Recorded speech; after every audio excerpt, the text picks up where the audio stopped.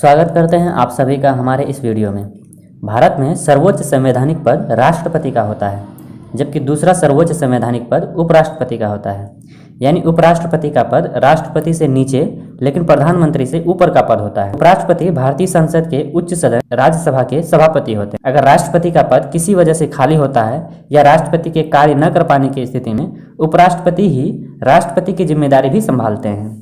तो इस वीडियो में हम उपराष्ट्रपति की चुनावी प्रक्रिया क्या है ये जानकारी बताने वाले हैं। जैसे उपराष्ट्रपति के चुनाव में वोट कौन डालते हैं, इस चुनाव में उम्मीदवारों के लिए योग्यताएं क्या होती है, इसमें वोटिंग कैसे होती है, वोटों की काउंटिंग कैसे होती है, इन सारे सवालों का जवाब आपको यहाँ पर मिलने वाली है। तो बने रहिए हमारे साथ अंत तक। इससे पहले अगर आप अभी तक इस चैनल को सब्सक्राइब नहीं किए हैं तो जल्दी से सब्सक्राइब कर लीजिए, क्योंकि यहाँ पर हम ऐसे ही इंफॉर्मेटिव वीडियोस डालते रहते हैं। देखिए, उपराष्ट्रपति और राष्ट्रपति के चुनावों में समानताएं कम ही होती है, जबकि भिन्नताएं बहुत ज्यादा होती है, इसलिए इसको जानना जरूरी हो जाता है। चलिए हम सबसे पहले ये जानते हैं कि अगर कोई उपराष्ट्रपति के चुनाव लड़ना चाहता है तो इसके लिए उसके पास किन योग्यताओं का होना आवश्यक होता है। उपराष्ट्रपति का चुनाव लड़ने के लिए सबसे पहले तो उम्मीदवार को भारतीय नागरिक होना जरूरी है और उसकी उम्र 35 साल से ज्यादा होनी चाहिए।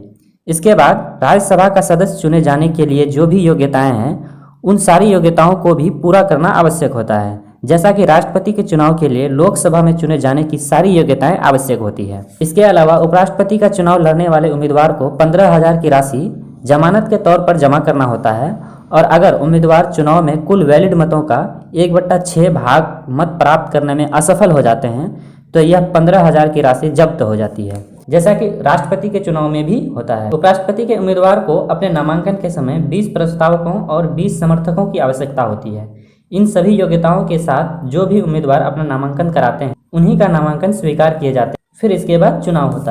अब सवाल यह आता है कि उपराष्ट्रपति के चुनाव में कौन कौन वोट डालते हैं। तो देखिए, इसमें सिर्फ लोकसभा और राज्यसभा के जितने भी सांसद होते हैं, चाहे वो निर्वाचित सांसद हो या मनोनीत, सभी सांसद उपराष्ट्रपति के चुनाव में वोटिंग करते हैं, जबकि राष्ट्रपति के चुनाव में ऐसा नहीं होता है। राष्ट्रपति के चुनाव में लोकसभा, राज्यसभा और सभी राज्यों की विधानसभाओं, साथ ही 2 केंद्र शासित प्रदेश दिल्ली और पांडिचेरी की विधानसभाओं के सभी निर्वाचित सदस्य वोट करते हैं। राष्ट्रपति के चुनाव में मनोनीत सदस्य वोटिंग नहीं करते। अब इसमें वोटिंग कैसे होती है इसकी बात करते हैं। देखिए, उपराष्ट्रपति का चुनाव राष्ट्रपति के चुनाव के तरह ही प्रोपोर्शनल रिप्रेजेंटेशन सिस्टम यानी अनुपातिक प्रतिनिधि पद्धति से होता है। इसमें एक खास तरीके से वोटिंग होती है जिसे सिंगल ट्रांसफरेबल वोट सिस्टम कहते हैं। इसमें वोटिंग के दौरान वोटर को एक ही वोट देना होता है, लेकिन उसे अपनी पसंद के आधार पर प्राथमिकता देना होता है। बैलेट पेपर पर सभी कैंडिडेट्स के नाम के आगे एक खाली स्थान पर वोटर अपनी पहली पसंद के लिए 1, दूसरी पसंद के लिए 2, इसी प्रकार से वरीयता क्रम दर्शाना होता है।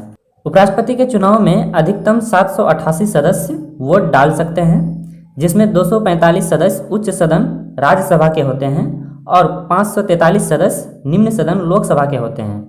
राज्यसभा के 245 में से 12 सदस्य मनोनीत सदस्य भी होते हैं। अब आइए जानते हैं कि वोटों की गिनती कैसे होती है और जीत कैसे तय की जाती है। देखिए, उपराष्ट्रपति के चुनाव में भी जीत के लिए राष्ट्रपति के चुनाव की तरह ही एक कोटा तय किया हुआ होता है।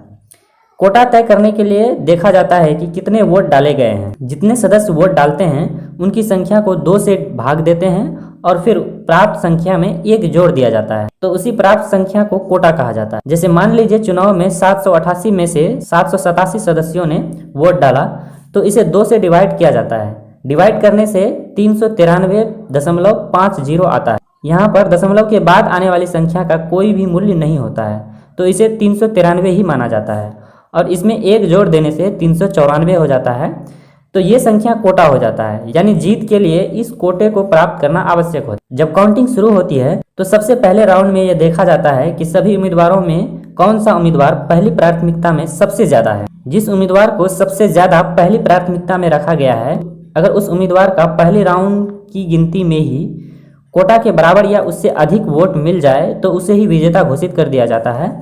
अगर वह कोटा प्राप्त करने में असफल रहता है तो फिर अगले राउंड की गिनती होती है और इस प्रकार से काउंटिंग होती रहती है जब तक कि सभी उम्मीदवारों की छंटनी करते हुए कोई भी एक उम्मीदवार उस कोटा को प्राप्त न कर ले। देखिए, यहाँ पर एक ध्यान देने वाली बात यह है कि उपराष्ट्रपति के चुनाव में सभी सदस्यों के वोटों का मूल्य एक ही होता है, जबकि राष्ट्रपति के चुनाव में सभी सदस्यों का वोटों का मूल्य अलग अलग होता है। तो इस प्रकार से नए उपराष्ट्रपति चुन लिए जाते हैं। इसके बाद जिस दिन पुराने उपराष्ट्रपति का कार्यकाल समाप्त होता है, उसके अगले ही दिन उपराष्ट्रपति अपना शपथ लेते हुए प्रभाव में आते हैं। उपराष्ट्रपति को शपथ ग्रहण राष्ट्रपति करवाते हैं, जबकि राष्ट्रपति को सर्वोच्च न्यायालय के मुख्य न्यायाधीश। उपराष्ट्रपति राज्यसभा का अध्यक्ष होते हैं और इसे राज्यसभा का अध्यक्ष होने के नाते वर्तमान में 4 लाख रुपए की प्रति माह की सैलरी मिलती है। इसके अलावा भी कई अन्य तरह के भत्ते भी मिलते हैं। देखिए, उपराष्ट्रपति को उपराष्ट्रपति पद के लिए कोई भी सैलरी नहीं मिलती है। तो उम्मीद है इस वीडियो के माध्यम से उपराष्ट्रपति चुनाव से संबंधित बहुत सारी जानकारी प्राप्त हुई होगी। वीडियो इन्फॉर्मेटिव लगा हो तो लाइक जरूर करिए और अपने दोस्तों को शेयर करना मत भूलिएगा। मिलते हैं फिर किसी अन्य वीडियो में, तब तक के लिए बहुत बहुत शुक्रिया।